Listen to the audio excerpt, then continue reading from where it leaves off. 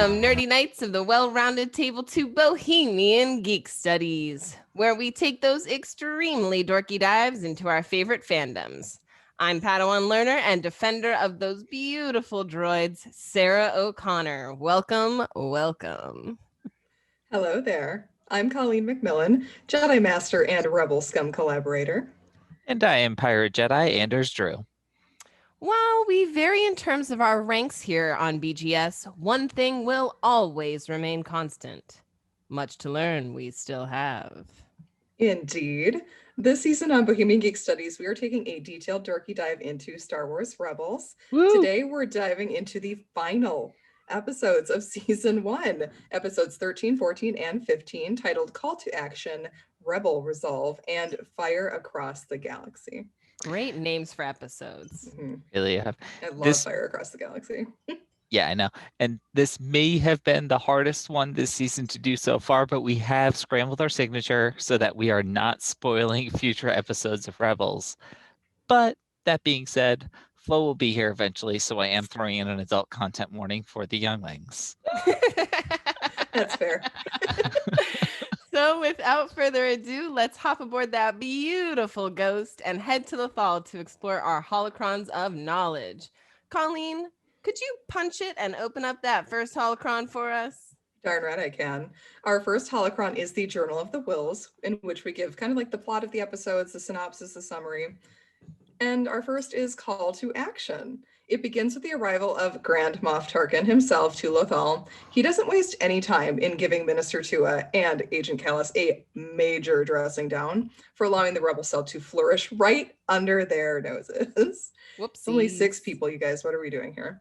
Tua informs Tarkin that their leader is a Jedi, and Tarkin turns up his nose at the Grand Inquisitor's failed efforts. Like, really? Seriously full of himself. Like, let's just be real right off the bat. Oh yeah, Tarkin thinks his stuff don't stink. Ever.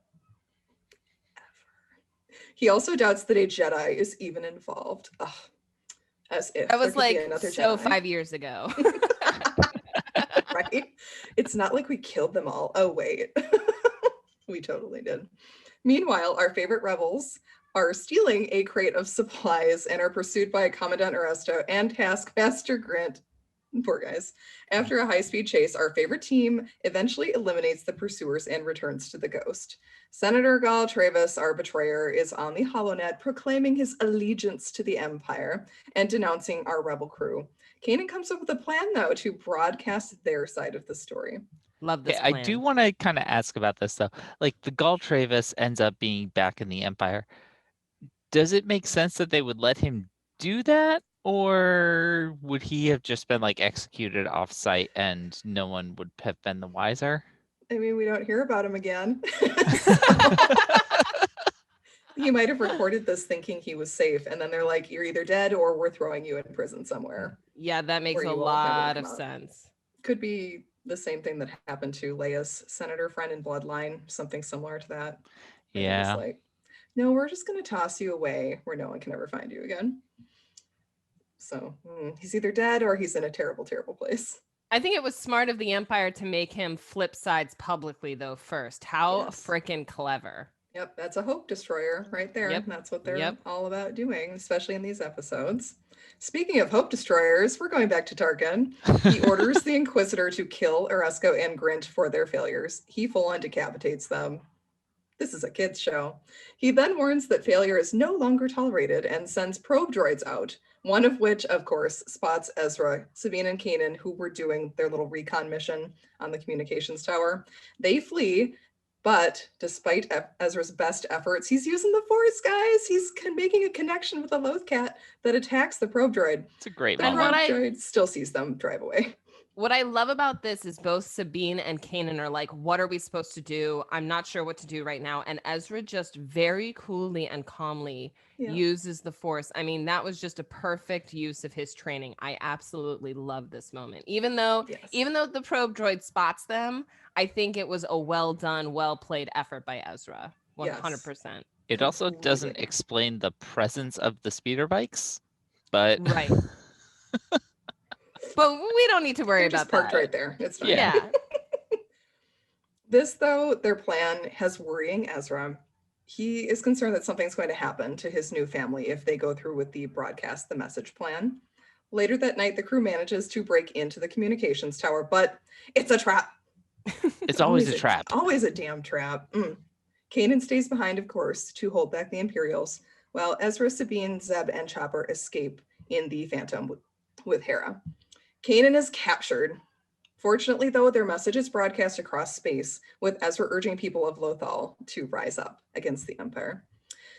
So, as they're all trying to fly away from the communications tower, Tarkin orders it destroyed. Like, full on just destroys his own Imperial property. It's fine. It's like because he knows how to win wars. That's why. Yeah, I mean, if we're gonna take Rogue One Tarkin as a model here, that this is pretty standard. Oh yeah, he knows that they can just rebuild and they can figure out a system to communicate. But at this point, he has to destroy that before the message reaches any farther into space. Yeah, did it just go? I know we have conjecture in the cantina later, but I don't want to forget about it. Was it just broadcast to Lothal, or it seemed to go further than Lothal, right? It went further. It probably, went further.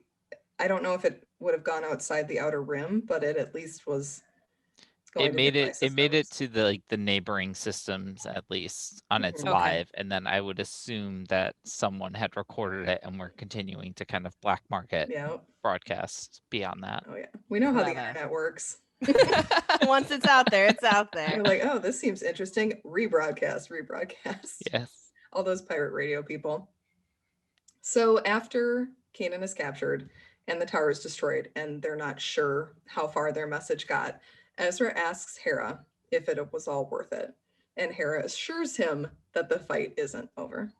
Bum, bum, bum. Such a great way to end an episode. Oh my God, such a great moment. So then that gets us right into Rebel Resolve. It's time to rescue Kanan. They are determined they are going to rescue Kanan. At the market, the Ghost Crew hijack an AT-DP walker to try and hack the Imperial data network to find out where Kanan is being held. But since Tarkin destroyed that whole communications tower, the entire network is actually down. So the crew is pursued by other walkers. Fortunately, Hera comes in to rescue them. Hera receives word from Fulcrum, getting a lot of Fulcrum little transmissions throughout these last few episodes. But she gets confirmation that the transmission they sent out was indeed widely heard by both civilians and Imperials. Fulcrum orders. Her rip slapped too for it. Like she really does. Like you shouldn't have done that. Here we actually, this is one of the first real interactions with Fulcrum that we've seen Hera have, and Fulcrum is saying that your mission was to cause trouble but lay low. This is not laying low. Right. And now you have to go into hiding for your own safety. Sorry about Kanan, but it's him or the rest of you right now. Yeah. So Fulcrum does actually order that they straight up abandon the rescue mission for Kanan. Ezra, of course, refuses and defies Fulcrum and Hera's orders. So this was just a great thing where we weren't really sure how far along in the plan we were until Ezra and Sabine just like straight up tell Zeb, by the way, you're sitting here with us and we're on a mission to rescue Kanan. Chopper's done his part. Hope you're in. Hope you're in, because we're already halfway there. So they have Chopper distract Hera somewhat successfully, while Ezra, Sabine, and Zeb steal the Phantom and head out to find Vizago, hoping he's going to have some information for them on where Kanan might be held. Vizago doesn't want to help until Ezra offers him that little tidbit that actually Ezra and Kanan are Jedi. It's just a little tidbit, just a teeny, tiny little bit of info. One of my that thing parts that is Kanan the droid said stops and like turns and is like, "What?" Vizago's droid. That thing that Kanan and the pilot was like, "I'm about to give the whole game away."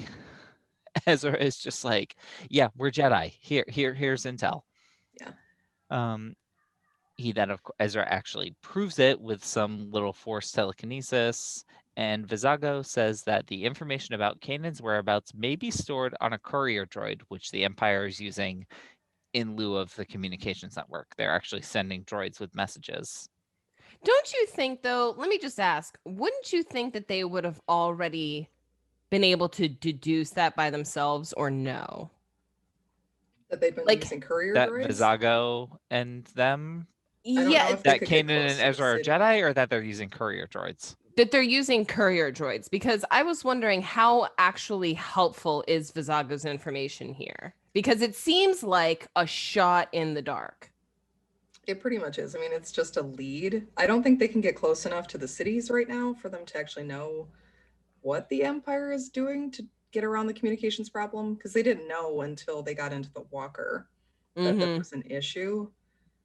But at the same, I mean, this But at the gets same time, it's into probably a protocol that is in place. yeah, but then Sabine should have known that that's what That's it what was. I'm saying. Yeah. That's what I'm saying. Like- I mean, maybe we ignore this little plot hole, but it just seemed kind of like, what? Well, I mean, the entire fact that they're using courier droids too kind of is a little strange to me. I mean, if their Wi-Fi is down, I refuse to believe that the Empire and all of their ships don't have some kind of Bluetooth for like Right. shorter ship-to-ship communications. Whole deal. I mean, it's plot mechanics. It's making the episode work. Yeah. Make it work, people. Make it work. Just make it Chopper work. couldn't get painted if this wasn't. Exactly. Chopper wouldn't get painted and look just so fly. He just Yeah, looks these so are slick not with the this. plot holes you are looking for.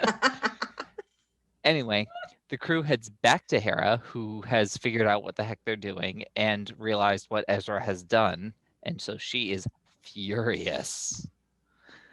But outnumbered by their desire to save Kanan, Hera reluctantly says, "All right, we're going to go with it. We're going to help." Now, while all this is going on Tarkin's Star Destroyer, the Sovereign, Kanan is being interrogated, read tortured, but he doesn't reveal anything, also further proving Hera's point that you can't reveal anything if you don't know anything. Mhm. But Tarkin says that there is a way to get information from him that has never failed. He is going to get transferred to Mustafar, the system which will produce the desired results. Ominous. Ooh. Ominous. So the crew of the Ghost devise a plan to disguise Chopper as a courier droid so they can get information about Kanan's whereabouts, and of course it works. Chopper signals for the Ghost crew to come pick him up, and he jettisons himself and some stormtroopers out into space for pickup. So good. Just some light murder. It's fine. You know, we're not actually sure it's murder. We don't know what happened to them. We That's don't know true. the efficacy of those stormtrooper outfits. They discover Kanan is on his way to Mustafar, and Hera reveals that the only thing she knows about the planet is that Kanan revealed to her that it's where Jedi go to die. Talk about ominous. Mhm. Bum, bum, bum. And then this is it. Fire Across the Galaxy, the season finale. Can you believe it? Season 1. So on the Ghost, the crew discuss how to infiltrate the Sovereign and rescue Kanan. They decide to use the TIE fighter Ezra and Zeb stole so many episodes ago, now decked out in Sabine's art style. And they fill it with, so flipping awesome. And they fill it with grenades to take out the ship's power. Meanwhile, the Grand Inquisitor continues to torture Kanan and taunt him about his master Dipablabba's death during Order 66. Rude much. Yeah, that was awful. Once the rebels infiltrate Tarkin's Star Destroyer, Ezra is forced to separate from the crew to rescue Kanan alone, and Chopper calls Fulcrum for help, which is kind of incredible that Chopper knew, like, the phone get outta number to here. call Quick- Fulcrum. Yeah, that's Quick pretty confirmation: impressive. does Chopper call Fulcrum, or does Fulcrum happen to call the ship? And I Chopper think explains. Chopper calls Fulcrum, but maybe I I'm think forgetting. he called her. I think. I mean, she could have been calling to check in because Yeah. it's like, I cannot trust these people. They're totally going to go try and rescue him. I think it works both ways. Either way, potato. Ezra is able to save Kanan, but they are stopped by the Inquisitor, who begins truly an epic lightsaber duel. Yes. So During cool. the battle, Kanan believes Ezra has been slain and fights with greater vigor. He eventually destroys the Grand Inquisitor's lightsaber, and the villain falters and falls, clinging to the platform. Before letting go, the Inquisitor warns, quote, "There are things far worse than death." Whew. Interesting mantra for a dark side user. Right? Very interesting. He's like, I'm just going to dive right into this explosion that's happening below me because I don't want to know what's going to happen next. That's true. That's true. Ezra reunites with Kanan and they steal the Inquisitor ship and rejoin their family, who is stranded in space without Chopper. Tarkin evacuates the Sovereign, which is quickly falling apart. As the Ghost crew begin to reckon with the futility of escape, Chopper returns with the transport. Hera reunites with Kanan and they receive a message from Bail Organa, smooth operator. They are one of many rebel cells fighting the Empire. Fulcrum descends from the ghost and introduces herself as Ahsoka Tano. What? Like, what? Wild. Back to Tarkin, who arrives on Lothal to meet with Agent Kallus, who tells him that there is an imminent insurrection as the people of Lothal believe that the Empire is weak. Tarkin assures Kallus that all is not lost because the Emperor has sent a new solution. Darth Vader himself. Oh, man. Ooh-wee. Without further ado, let's head to that second holocron, the Will of the Force. For this holocron, we'll be exploring the theme and themes for today's episodes. Anders, why don't you start it off with what we thought our theme for episode 13 was? Yeah, this episode, it really thematically pairs well with episode 12, where we saw that Gal Travis was a total douchebag. But here we've learned a lot about Ezra's parents. We've learned about that they were willing to sacrifice, what they were willing to risk. And here we see Ezra ultimately take up that mantle and stand up, I think is the main theme from this. He steps up, he speaks out, his message gets broadcast, and he encourages people to not only stand up, but stand up together. That they are strongest when they are one. This is something that we see throughout fantasy storytelling. I mean, this is that final battle in Rise of Skywalker. There are more of us. That there are more of us, and that if you're just people, all you have to do is stand up together. It's the end. It's the final battle in Harry Potter.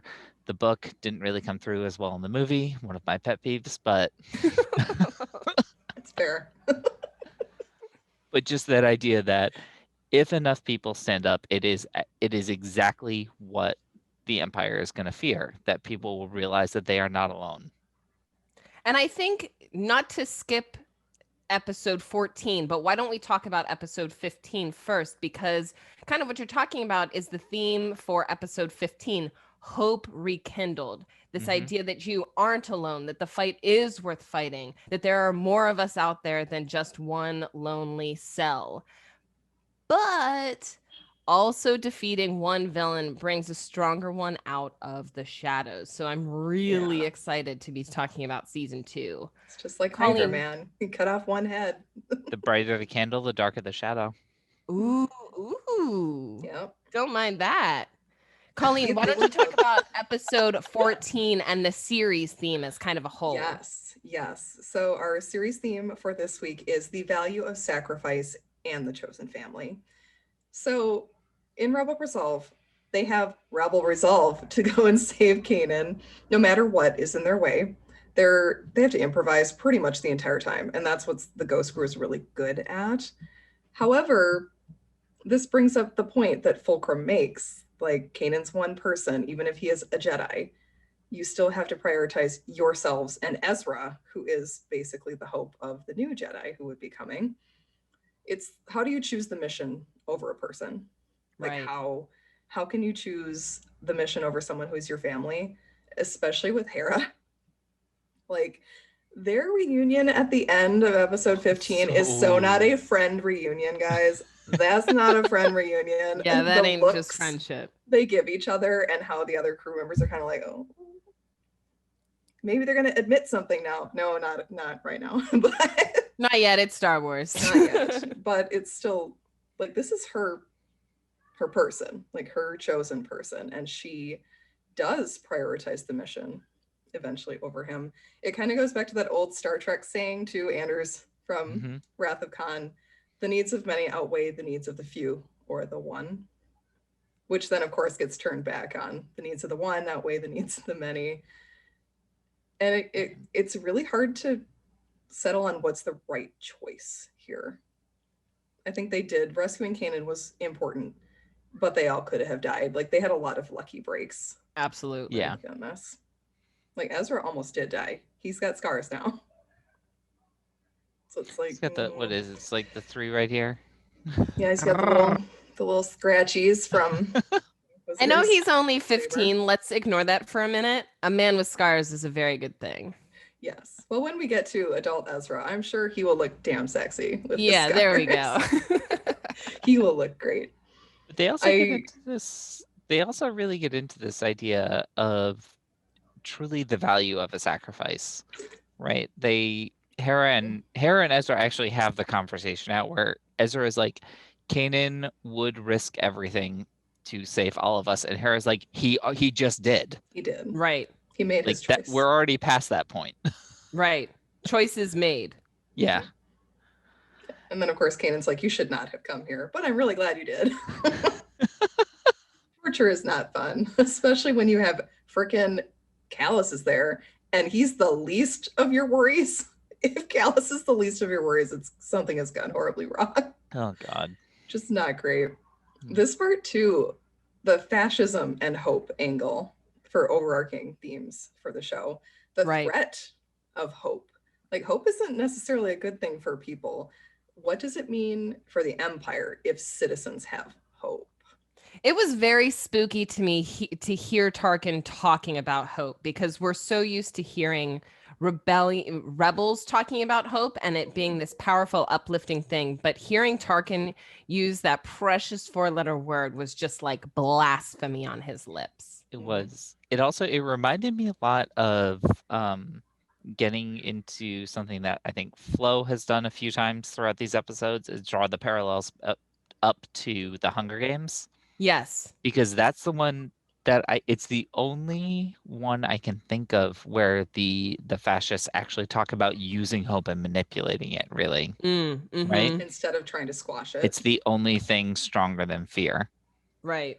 Now the Empire has like kind of done that a little bit with several of their traps, Luminara, Gal Travis, and using them as like central beacons of hope to kind of draw people in. But to see Tarkin just be like, nope, we're not doing that. We're going to go with fear, and that's it. Yeah. And Vader at the end is the absolute embodiment of fear. So, in multiple ways. They're going to wake up and choose violence, you guys, for season 2. That's what's going to happen. Oh, Anders, why don't we head on to that third holocron? You want to kick us off?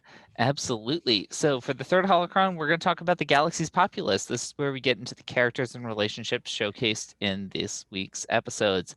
Now, starting off with some of the big characters, Sarah, do you want to kick us off with that lovely, well, Grand Moff Tarkin? Maybe not lovely, but lovely. Very refined, let's say, Grand Moff Tarkin. Yes, and correct me if I mispronounce this, guys. The Vulture Man from Iriadu? Okay. Well, either way, he strikes, and he's the highest ranking Imperial officer and the governor for the entire Outer Rim. So when he shows up, everyone is afraid of him, including Callus and the Inquisitor. Yeah. Can I also say that when he was doing his little speech, he made it seem like the Jedi were from ancient history. My guy, this shit went down only a handful of years ago. Then he says that he knew some of the Jedi. Like, he's pulling some weird double speak here. Like, are you a vampire, my dear sir? Like, how old are you? He kind of looks like one. He definitely, with those starving vampire. Absolutely. And as we had said earlier, he says that he knows what it takes to win a war. Again, my guy, that war was orchestrated and choreographed from the start. You did absolutely jack shit except get rescued by Ahsoka and then try to kill her. What are you talking about? Seriously. It's ridiculous. When he showed up in the Clone Wars, I was like, can somebody just kill him, throw him in the lava. Throw him in lava, but no, can't have nice things. And speaking of which, it's a shame. This time Tarkin evacuates when he's told. Too bad. That is such a shame. I remember I saw that part where they're like, we have to evacuate, and you see him actually get on the shuttle. And I was like, you listen to people this time? Like, seriously? Yeah. This might be why he doesn't listen the next time. He's like, I've already retreated once. We can't leave at our moment of triumph. Another character, though, that gets some major highlights in these episodes is our little space Aladdin, Ezra. He has to deal with a lot of fear here. He is afraid to lose his whole Spectre team, his new family, by sending out the broadcast. He's not necessarily willing to just blindly get up and do this, knowing what it might cost. Mm-hmm. He doesn't want what happened to his parents to happen to his new family. And this is a super foreboding thing, because when you have an example to look at, not always the best look for the future. Mm-hmm. But on the whole, he's actually doing pretty well. He's progressing as a Jedi. His relationship with Kanan is developing, who actually calls him like my Padawan as a little gesture. And their whole back and forth, like, don't worry, I've got him. And the response, I think you mean I've got you. That banter. So precious. It is really precious. And it's very Obi-Wan and Anakin-like, but with a little bit more warmth. Like, Obi-Wan and Anakin always had that easy banter, but this is a little bit more of a familial kindness to it. And I also want to give some props to Kanan for actually, without Hera's egging on, recognizing when Ezra needs to talk something out and going out there and speaking to him and saying, no, let's actually talk this stuff out. Absolutely. Communication. Oh my gosh.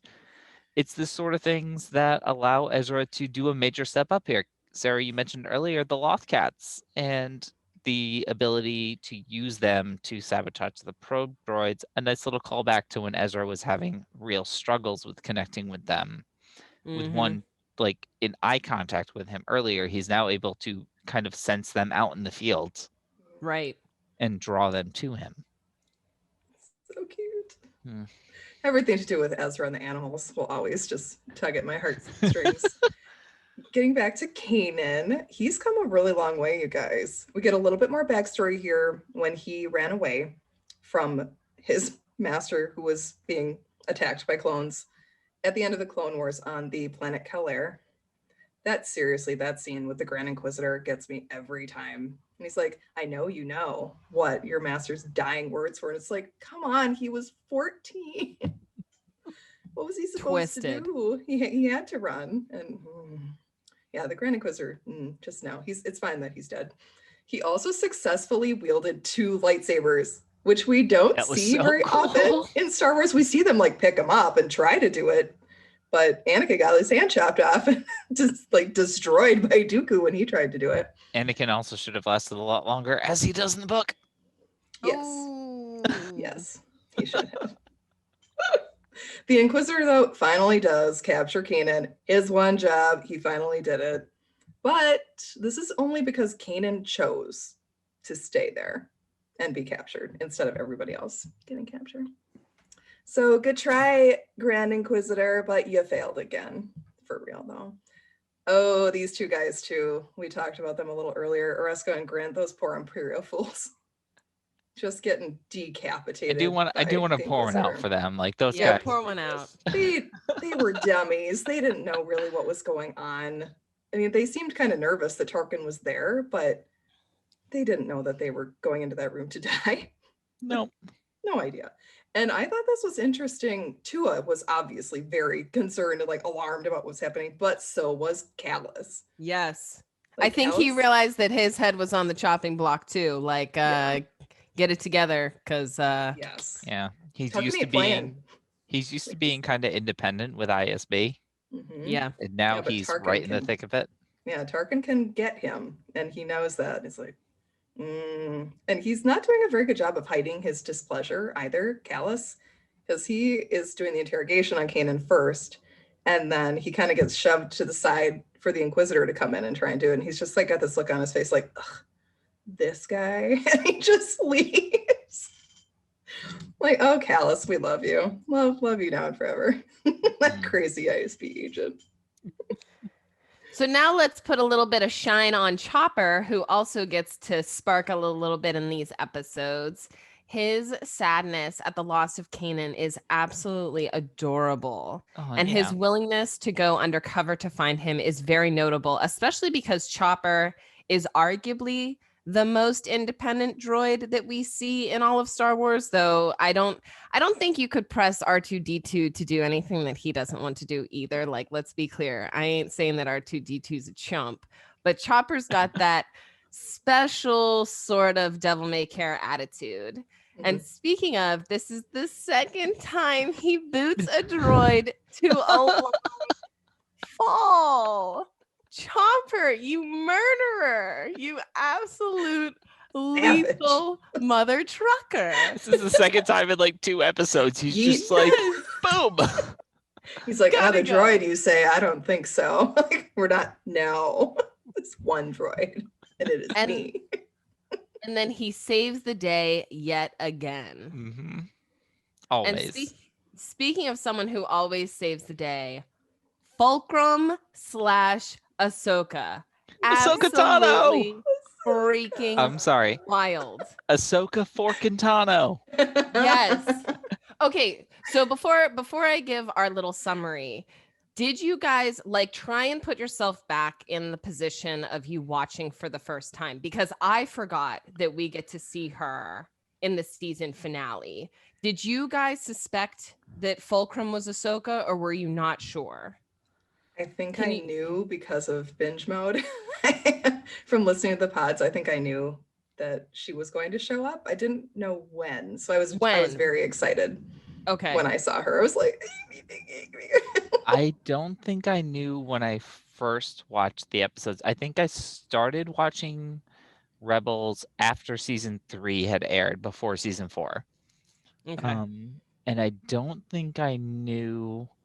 I wasn't quite as like into everything as I am now, but I actually remember this time, like rewatching for this episode, I was like, wait, does she show up now? Like, is it one of those things like she's that last shot, or is she not until next season? And I was like super hyped as she was walking down the ladder. I was just like, yes, that's right, it is her. Holy crap, it's Ahsoka. We're gonna talk about Ahsoka.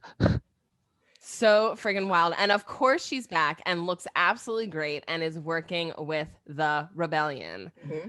Pablo Hidalgo said that they knew Fulcrum would be Ahsoka from the start, but they also knew that fans like us would pick up on it quickly. So that's why her voice was kind of like different, I would say, and hidden. Hidden is the word that I'm looking for. And so it's not always Ashley Eckstein voicing Fulcrum in season 1. Mm-hmm. Yep, they used another actor and did the same kind of robotic voice manipulation thing because people were stripping the audio. Oh my God, I love people. From Ashley's recording so they could figure out that it was her because they just fans are we are not the deepest fans. Tenacious. Very tenacious. Fans are very tenacious. And speaking of tenacious, Anders, who is back? The original big bad of Star Wars, Darth Vader, is back in the flesh and machinery. Instead of having like the last musical cue for the end of Rebels, it's just him breathing. I love when they do that. Yep. When they change the ending. Yeah. And also we get this idea. So we get this idea that Tarkin can just kind of call Vader. We got a little bit of this in A New Hope, the power dynamic between them. Basically, Tarkin, Vader, and the Emperor kind of form this, going by the ancient Roman term, I think it's the triumvirate. Mm-hmm. Triangle of Doom. Yes, basically. So all 3 of them have their own kind of strengths and things. But oh my God, to see him walking down that ramp and to hear the breathing and to just be like, holy crap, this is what we're going to leave it on. What a teaser. What an absolute teaser to get revved up for season 2. Yes. Yeah. Can you imagine not being able to click next fast enough?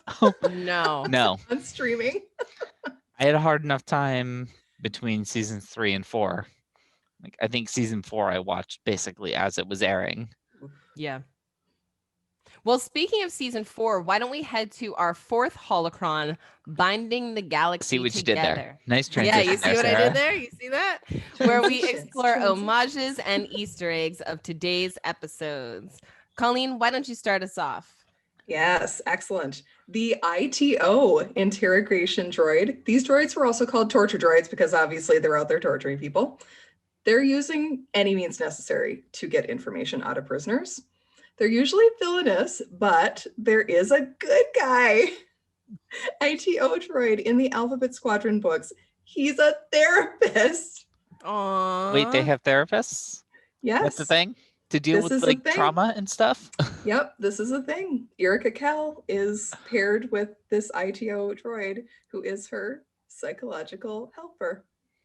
Like, finally, somebody gets to see a damn therapist. Oh man.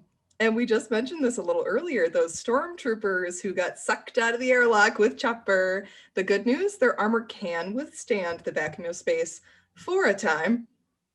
Bad news, the oxygen supply is limited. And you can kind of see this in A New Hope when the troopers are kind of outside of the Death Star and they have those extra oxygen like canisters on their backs. It's kind of when the Falcon is being tractored in and you just kind of see these guys just twiddling about on the Death Star, like, what are you doing out there? Put on a spacesuit for God's sake. So they might be dead, they might not be. Who knows? You know what? Chopper is a droid, therefore he is not capable of murdering people. Yes. I'm not sure that's how it works. Sarah, the lawyer. Come on, you gotta tell me that that's. We're not sure about Chop. Hi, Jack. Lowe's cat. Come here. So right from the outset with these episodes, though, we get Tarkin arriving in a very Emperor Vader fashion. He comes in with the shuttle, the ramp comes down, everyone's kind of lined up. Thinking back to A New Hope, Return of the Jedi with the Imperial March full on in the background. It's even kind of lit in the same way as the live action films were, which is really cool. I mean, the lighting team definitely did this on purpose to pay homage to Palpy and Vader coming down that ramp. Mm-hmm. And then recycling it actually at the end of the finale with Vader accompanying him down that ramp. Mm-hmm. We also get the Imperial probe droid, the ones from Empire Strikes Back with the exact same sound effects, kind of going around until it's taken out by a local Loth kitty instead of by Han and his blaster. Getting taken out by a cat, that's wild. You know, it was a couple of cats. Pussy in the All galaxy. Right. Touche. Very, very touche. Kanan has this line to the Inquisitor that I thought was a nice little callback. He says, "We're full of surprises," going back to Luke dueling Vader in Empire Strikes Back, where he says, "You'll find I'm full of surprises." Mm-hmm. We also get that reference to Mustafar, where the Jedi go to die. Obviously, this is a pretty strong reference to Fortress Vader, which is also called Vader's Castle.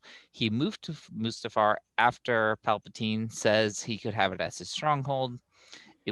The castle's built atop a powerful dark side locus, which Vader ultimately uses to try and contact Padme. I did have a question about this for you guys, though. If Kanan knows this is where Jedi go to die, at what point does he learn that?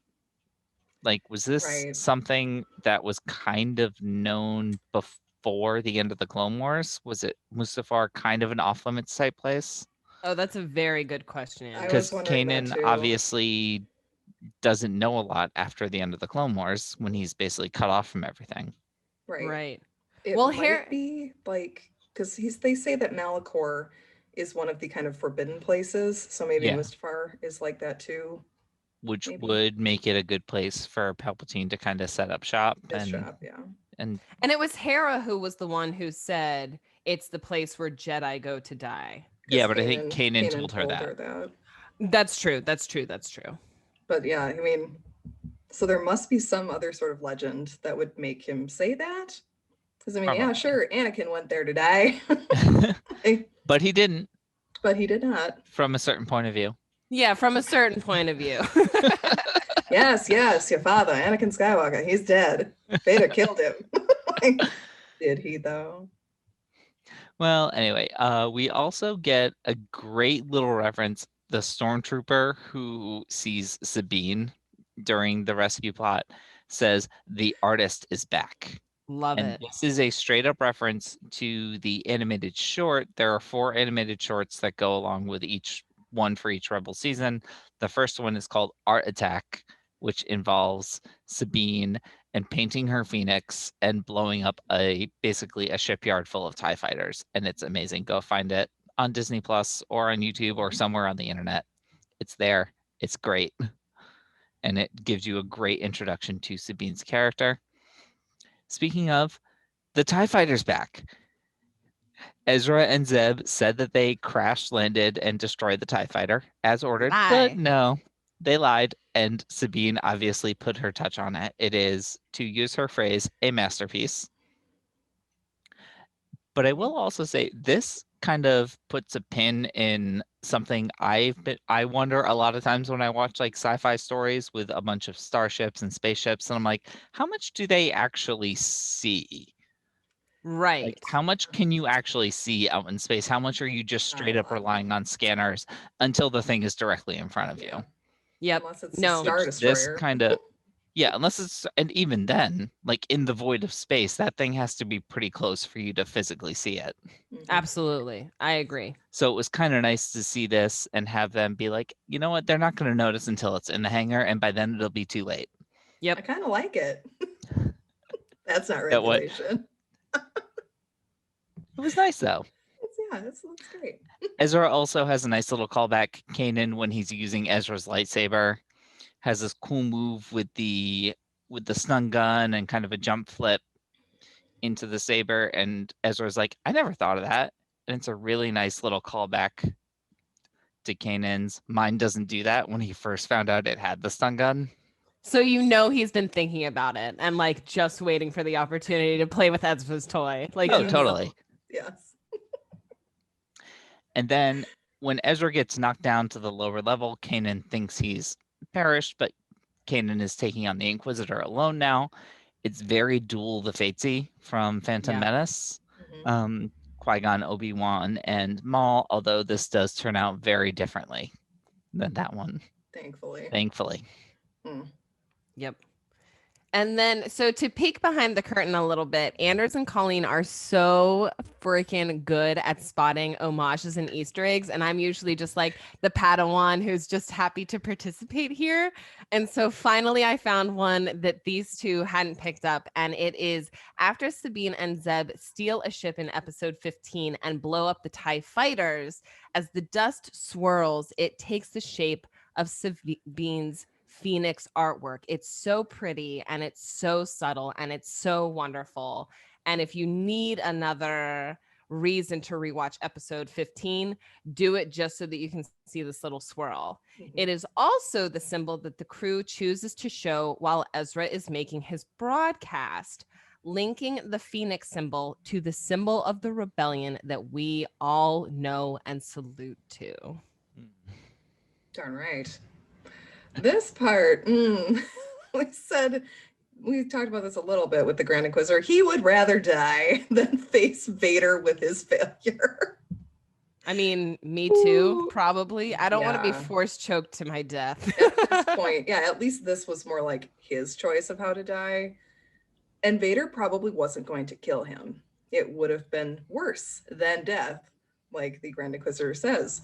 He wasn't known to be merciful. He was like chopping off limbs of Inquisitors he was training, gouging out eyes. That Vader, super, super great teacher, great guy, lots of patience. Oof. Definitely read those Dark Lord of the Sith comics, because that is where you get to see Vader attempting to be a teacher. Done work. So yes, bye Grand Inquisitor. Don't let the door hit in the ass on the way out. Bye. Does suck to lose Jason Isaacs, though. Very true. He was a great antagonist throughout this whole season. And we're gonna miss you. Not really, but goodbye. All right, everybody, we are heading into our 5th holocron, the Newbie from Naboo. This is Flo's first time watching Rebels, her first time getting to the finale of season 1. Yay! We've tasked her with watching the episodes and then turning around and giving us her questions and her takes. So let's find out what this ambassador for Naboo thought about these episodes for today. Okay, I'm gonna run through this quickly as I can, I guess, which is not very fast, because we do have 3 episodes and there was like a lot going on that we need to talk about. First thing, fucking Tarkin is so creepy. Like, I don't know how he's that much creepier in animation, but like his face is like a mushroom. Like there is something wrong with him. Like he needs to go get checked out. His like, face is almost like the mask from Gladiator, the helmet. I haven't seen Gladiator. What? Wait, what?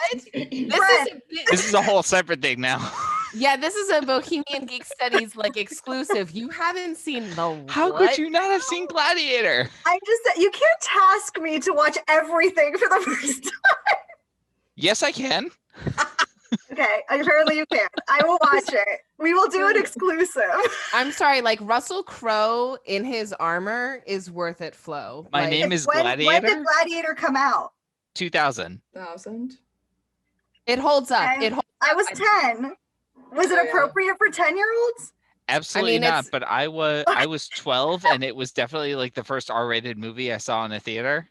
We got to see it as a reward for doing yard work in my friend's dad's backyard. Nice. Look at Gladiator. Wow. Well done. Joaquin Phoenix is also really good in that movie. Fantastic. Okay. Noted. Mm-hmm. Okay, so moving on from his creepy face. Kanan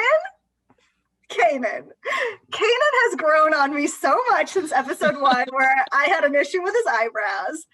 That man riding a speeder backwards was the epitome of BDE. Like, oh yeah, wow.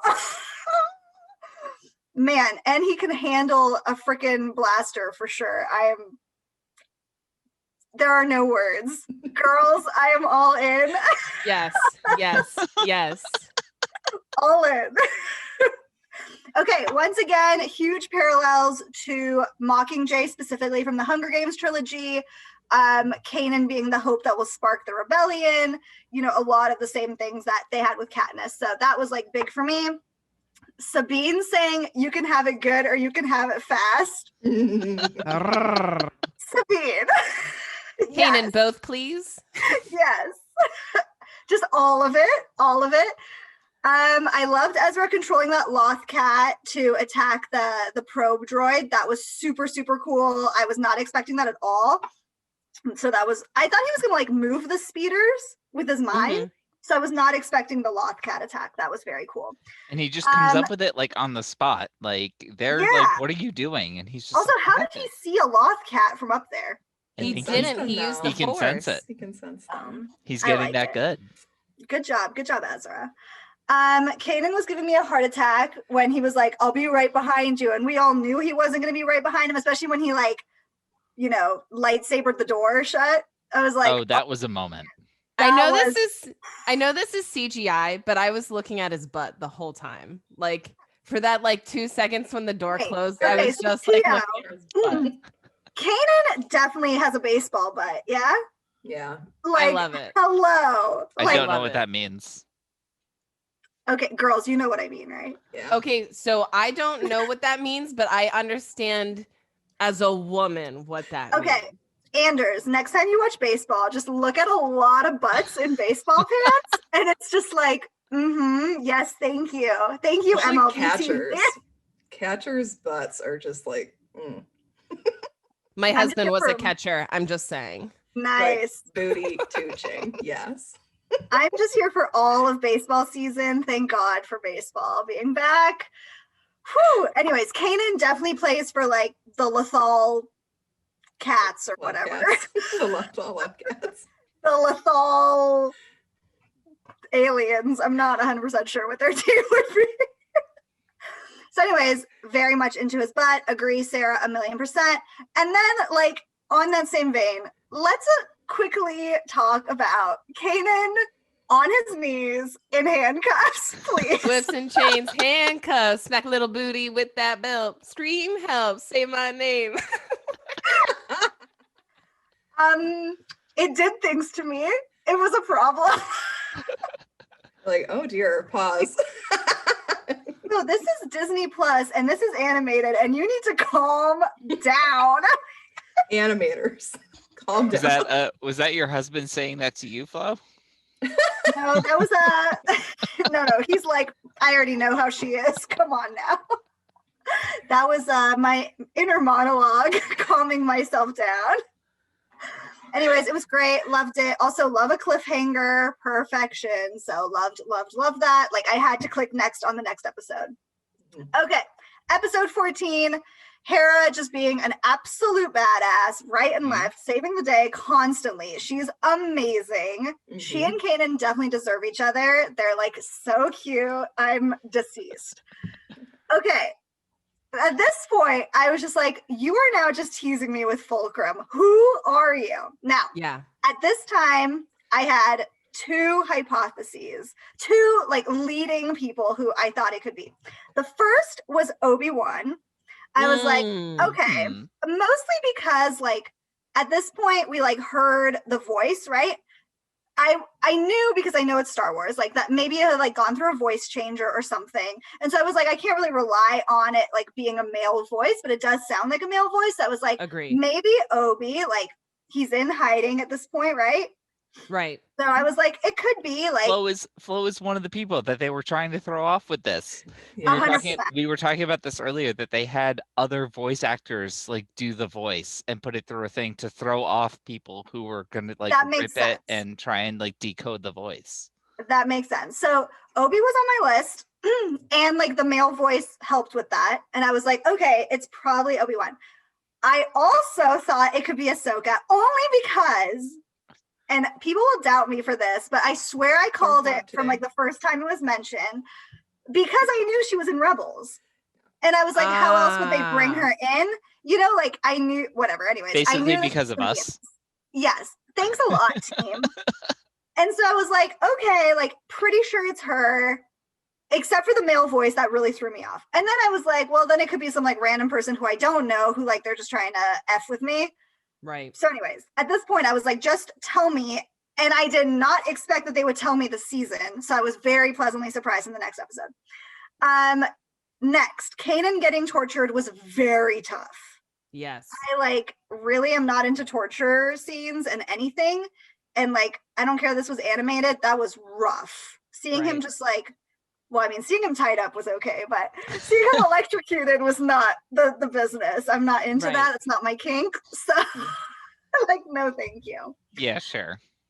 I mean, light electrocuting is fine. That was a lot. Just light shocks. That was a lot. Chopper blasting through space was super cool. I don't know that. Have we seen a droid do that?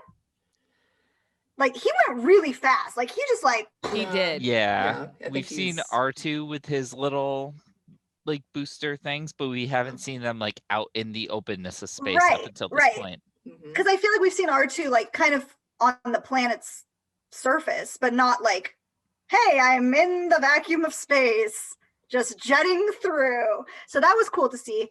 And then Chopper is like probably the biggest murderer of this whole show.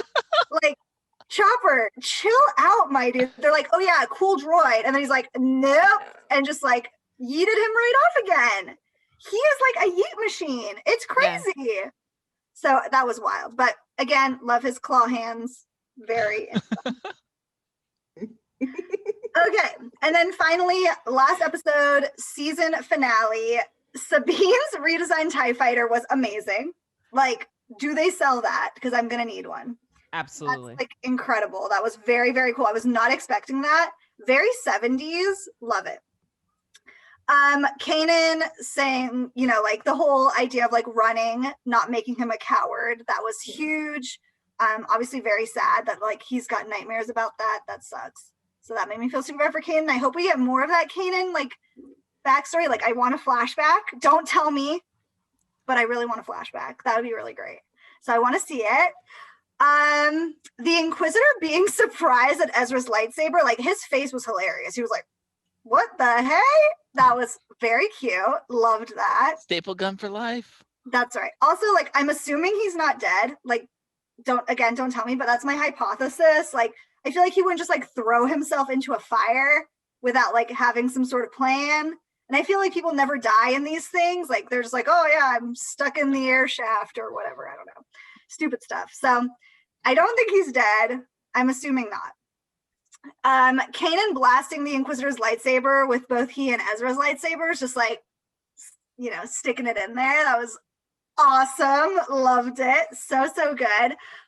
Of course, the Ahsoka reveal was big. I'm like not as big of an Ahsoka stan as the rest of you guys, but it was still cool to see her. Wild. Just because you don't know her like we do. Yeah, that's true. Right. That's true. I just don't know her like you guys do. And it was cool. It was exciting. She looked great. I can't wait to see like what she does with the crew. So that's very exciting. Mm-hmm. And then like, of course, my man, your murderous man. To a crisp murderer, child murderer, light murder, body without a body at this point. Vader.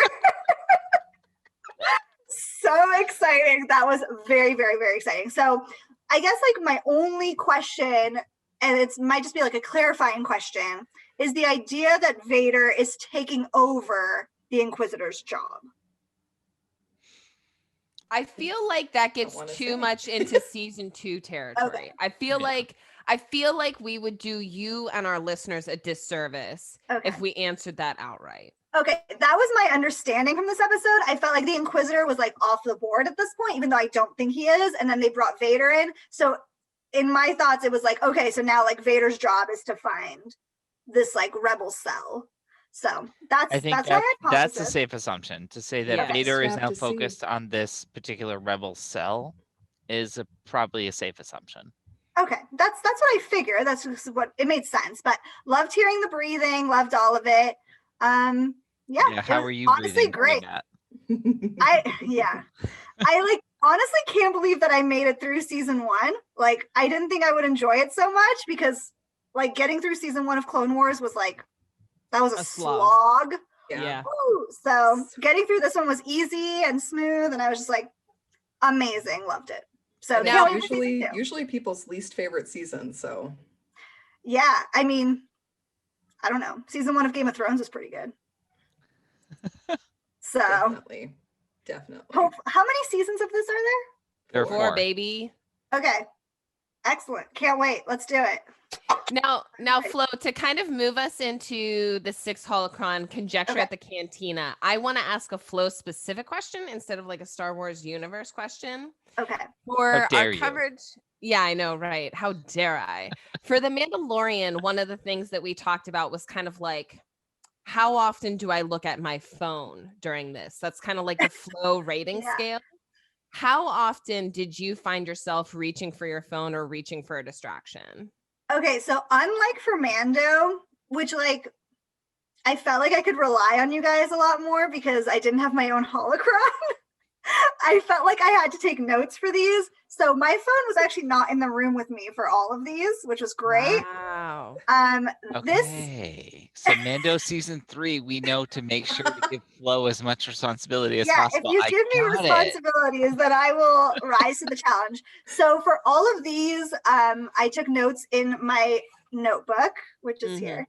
Except for these 3, which I did not have my notebook with me because I watched them at my parents' house. So I actually had to type directly on the computer, and it was like very distracting. So I will definitely be going back to my notebook for sure. Yes. And yeah, so that I am very focused on my color-coded notes. I go with 2 colors alternating for readability, and Ravenclaw. 3 of them. The answer is I did not look at my phone for any of Rebels season 1. That's cheers. Perfect. That's perfect. Huzzah. That's such a good cheers right there. Well, Colleen, Look at your koozie. What is happening over there? That's my Chewbacca koozie. I am also at my parents', and I happen to have left this one here. It's perfect. Perfection. Well, Colleen, why don't we move on to one of my favorite components of this final holocron? What did Filoni and the crew have to say about these episodes? I love this portion. I do too. This is like the insider view kind of stuff, which is like, yeah, yay. Well, if you're thinking that droid that Chopper booted out of the Ghost is living with the Lothcats, no. Dave Filoni told Rebels Recon host Andy Gutierrez that the crew decided that his battery ran out before he could get anywhere. Oof. He's not dead. Like, they could boot him back up if somebody found him, but he's like freaking a planter out there right now. Or a cat tower. Just chilling out there in Lothal. Which is super sad. But sometimes that happens. Like, this one, though, is a big one. We ask ourselves this a lot. Andy asked Pablo Hidalgo that question that has tormented Star Wars fans pretty much since the prequels came out. Why the hell does no one remember the Jedi? Yeah. Well, Tarkin remembers, but it was so long ago. So long ago. Even though I knew them. Yeah. Like, they haven't been gone that long. No. But Pablo said that he's like reminding us there weren't that many Jedi. There were only 10,000 during the Clone Wars in the entire galaxy. And we kind of don't think in terms of how many people are in the galaxy, really. So I looked it up. I used my one Ravenclaw power that I have, which is research. And how many people are in the Star Wars galaxy? According to the Star Wars Essential Atlas, there are approximately 100 quadrillion. I don't even know that number. I'm not embarrassed to say Yes. I literally don't even know that number. I was like, what? 100 quadrillion sentient beings living in the galaxy. So if you think about it, 10,000 out of 100 quadrillion. Most people would never have seen a Jedi. People in the Outer Rim don't have good communications networks set up. So all they hear are like rumors and stories and maybe somehow seeing a news clipping on the HoloNet about how the many Jedi. billions are in a quadrillion? Do you know? I don't know. We will put the number 100 billions, quadrillion trillions. onto our Instagram. So many. 100 Right, so a quadrillion. quadrillion is 1,000 trillions. And a Jeez. trillion is 1,000 billions. See, Okay, so that makes, yeah. Yeah. So many people in the galaxy. God. Yeah, I mean, we mentioned earlier, like Tarkin talking about the Jedi leaping from pages of history. It's really not that long ago. What I found really interesting, though, is we also had Minister Tua's here. Tarkin asked her, "Do you know what happened to the Jedi?" And she's like, "Well, there were rumors," which actually gives us a good sense of what the general populace of the galaxy might have actually thought. And that's one of the things. Similar, they're like, how do people not know? Like, what do people think happened to end the Clone Wars? And Right. Whatever people really, Palpatine told them. yeah, people really just don't know. Especially in the Outer Rim, like they were so out of the loop with everything. Yeah. They're not plugged quite as deeply into the HoloNet with things. No. A couple of other interesting things I found in this episode. I don't know if you guys think that these things are as cool as I do, but those Imperial carrier gunships, the LAAT patrol ships, I just think they look super cool. The ones that are carrying them, they have, I can't even say what it looks like, but the way that the wings kind of curve and everything just looks super cool to me. These Anders were likes a curvy ship. That's what's clear from that. Damn straight. He's like, shut up, Sarah. Damn straight. Yeah, no, I'm Nothing saying gets Anders going like a good curve on a ship. damn straight, yo. sexy Give me car. those give me those sleek Naboo starfighters all the Oh time. yeah. Nice curves. But these ships were officially introduced during the Clone Wars as the Republic's first ever police ship. The fuzz. Later, the Empire adopted them, but you know, the Empire was a little bit more liberal in their use of the kind of quote unquote police part of that.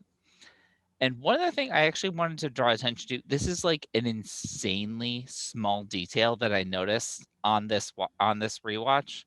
When Ezra cuts their way into the Star Destroyer to rescue Kanan, he like puts his hand on the inside of the hole and he does like one of these like, oh, ow. because it's hot. Obviously, he's just melted his way through there, and it's just like a tribute to the animators and how much their attention to detail would be. Yeah. I To noticed think to that. put that in. And I was like, finally, somebody does that. Because, like, why is that never a thing? Like, he just melted metal. And people do that all the time in Star Wars. And they're just like, yeah, it's fine. Ezra's like, nah, bitch, it's hot. Yeah, exactly. There's so many little details in Rebels that Loved it. I love that kind of stuff. So good. And one of the best details that I found from these is actually during the big fight with the Inquisitor, Ezra and Kanan switch lightsabers. This whole master and apprentice, like Kanan had drawn attention to the fact that they were in this together and learning from each other earlier, and then they switch sabers Right. for the fight, and it's just so cool. Oh, I just got chills, actually. I was expecting like a throw the lightsaber over, like switcheroo back at some point, but it didn't happen. I wasn't mad about it. I wasn't expecting it. And then Kanan, showing that he's learning from his apprentice, uses the stun gun.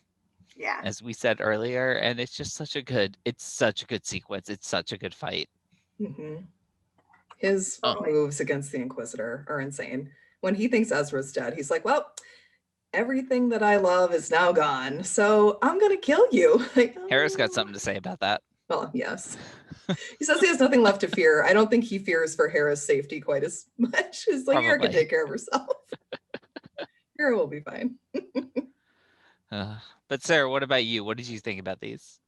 So I have a question, and I wanted to know, I know we've talked about Chopper's murder count.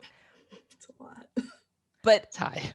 I would like for us to focus on Tarkin's murder count. Like, when comparing and contrasting with Vader, who we know is going to be a big threat, who we've already seen as a big threat, how many people do you think Tarkin has actually flat out murdered? And obviously, he's not the one kind of doing it on his own. He always commands someone else to do it. But like, what's his body count up to? Do we have a rough estimate? Yeah, it's high. This is the part of me that should have been a lawyer. Sarah is going to ask you to clarify. Okay. Because I feel like there is a distinction between what goes down in these episodes with like him just like subtly signaling the Inquisitor who beheads the two guys right in front of him. Yeah. To Tarkin's, I want to say his bread and butter, which is a quote unquote trial and quote unquote execution. Like something in a more legal, at least on paper, legal and official capacity. Okay. That he just kind of has people executed. Ew, I feel really gross saying let's not include the legal one because I totally wouldn't think that any of those murders were legal. But let's take it out of the justice system and talk about Tarkin just kind of making that executive call by himself outside of the system of law and a ostensible order. He's definitely not a dirty my own hands kind of killer, but he is the impetus for so many people dying. That it's on his head. Like Alderaan is on his head. Yeah. All of those people are dead because of him. Mm-hmm. Yeah. So that's a huge body count right there. I think it's still less than Chopper though. That's right. There is a number for how many people Chopper has. Tarkin. We'll tell you at the end. Tarkin may have been there like ordering Alderaan, but Chopper was actually like in the thing being like, you know what, those guys shaded me once. That's right. Didn't even shade him and he'll still kill people. Yeah. Right. He's a very jealous SOB, that little Chopper. He really is. Absolutely. Well, moving on to my next question. We learned that there are more rebel units throughout the galaxy. They just don't know about each other yet. Even when Bail Organa and Mon Mothma start trying to unite the factions, it's really difficult to get everyone to agree on strategy. How many rebel cells do we think have cropped up during this time, if we could make an educated guess? Tarkin mentions several rebel cells, and I was just wondering if we had kind of an educated guess at this early point in time. What do you guys think? We know of at least one. At least one. Saw Gerrera is like the outskirts of the rebellion. He's probably the biggest, most well-known one. Yeah, and I'm not saying each of these have not each of these have a cell by any means, but we do know that the original kind of coalition that would become the rebellion, Bail Organa, Padme, if her scenes weren't cut from Revenge of the Sith, and Mon Mothma came together, and they had what was called, Colleen, correct me on the number here, it's the Coalition of 2000? It's either 200 or 2000. Yeah. Yeah, it's a 2. There's a 2 in there. I couldn't remember if it was 2,000 or 20,000, so I think it's 2,000.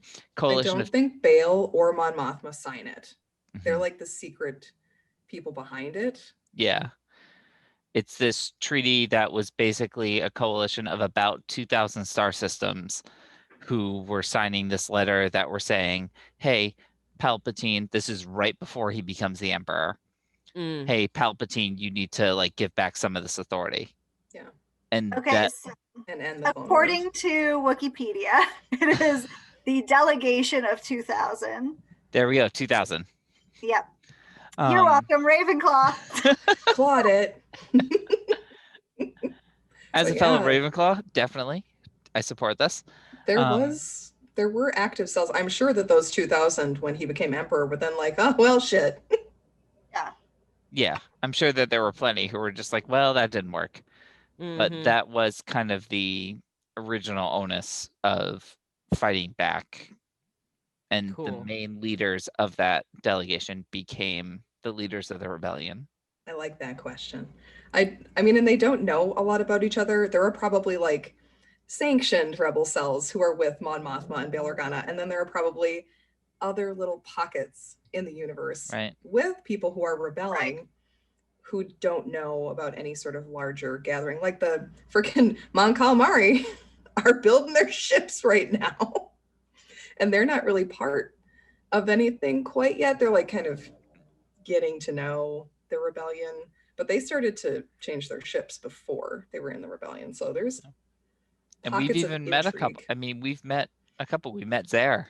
Yeah, Zare. Who was willing to try and undermine the Empire wherever he could, rebel a little bit, had no idea of anything beyond himself. Right. Which is cool. We need to bring these people together. Hope. Everybody has hope. We are strongest when we stand as one. Speaking of someone who brings someone together, Vizago, Colleen, what's your question about this guy? Ooh, yeah. Do we think that he is going to be a stick it to the Empire kind of person? Can he be trusted with the information that Ezra gave him about them being Jedi? I'm going with a no. Yeah, I would go with a big hard pass. Like, I mean, here's the thing. If he can use that information to do something to benefit himself, Vizago's going to look out for the big V. That's what I have to say. Yeah. I'm going to say yes. Ooh, for a couple of different reasons. Number one, Vizago has made it this far in his career without getting caught. Okay. So he obviously knows how to avoid the Empire when need be. True. Number two, at this point, the Empire already knows this information. So what's the freaking harm? True. Does Vizago know that the Empire knows, though? No.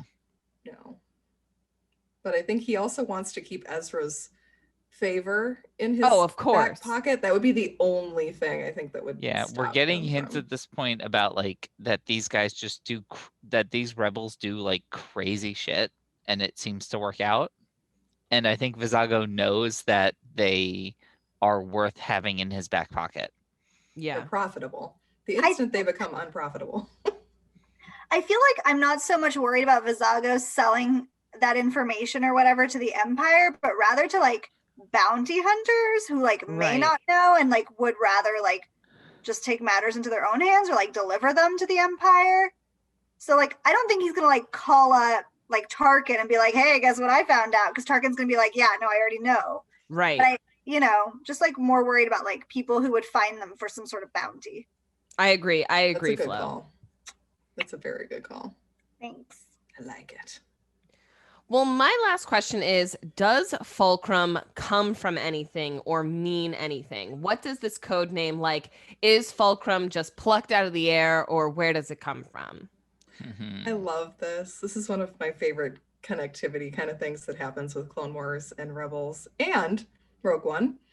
It was Anakin's personal communications network during the Clone Wars. Where he and Padme had their fireside chats. Mm-hmm. Lots of pairs were involved. Sexy fireside chats that Rex knew about. Good job, Rex. Anakin in the Clone Wars episode thinks that it's Saw Gerrera who's calling him using the Fulcrum name and the network, when it actually turns out to be Ahsoka.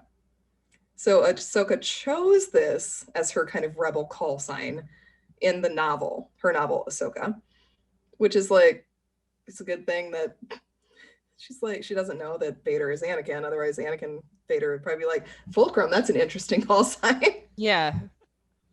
I mean, he never really finds out, I don't think, because there are multiple Fulcrums. Oh, what?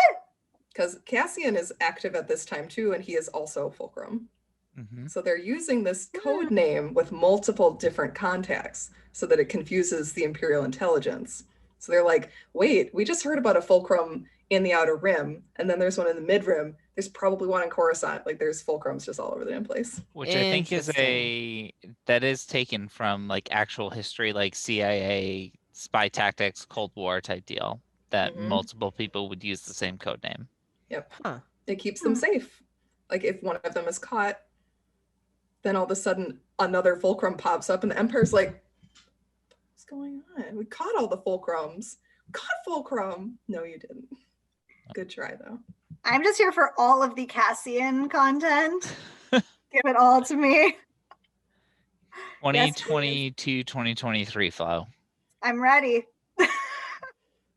Well, perfect. Well, I think this is a great place for us to end a wonderful season 1.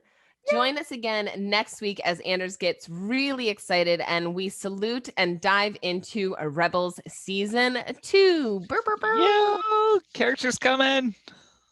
Until next time, please follow us wherever you get your podcasts and leave us those 5-star reviews. Check out our website at bohemiangeekstudies.com, where you can watch all of our episodes, enjoy Colleen's Book Corner, where she's reviewing Star Wars literature, and contact us through email and social media. And as always, keep telling other nerdy knights to join us, because that really does help. And remember, you can also head to ForgottenEntertainment.com to check out all of the offerings from the Forgotten Entertainment family, including, drumroll please, yet another Star Wars podcast where Colleen and Anders, along with co-host Daniel and some special guests you may recognize, are examining the films in Star Wars canon. Until next time, staple guns up and keep those episodes streaming. Bye, everyone. Bye. Bye.